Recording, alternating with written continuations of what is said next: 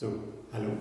Ich lade euch ein, auf meiner Homepage sich einmal umzuschauen, und ich lade euch ein, auf meinen Workshops, auf meinen Seminaren, auf meinen Einweihungsabenden, auf meine Einzelsitzung, auf meiner Gesprächsrunde, und ich lade euch ein zu einer, wie sagt man so schön, ambulanten Therapie. Diese Therapie geht zwischen 4 und 6 Wochen.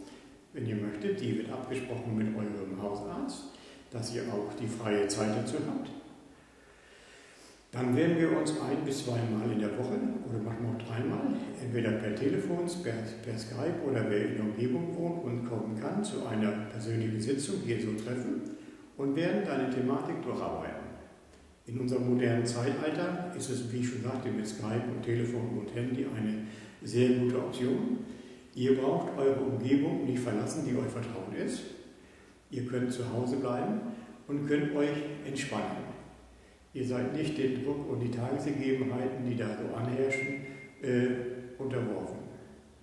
Und ihr habt mehr Zeit und mehr Raum.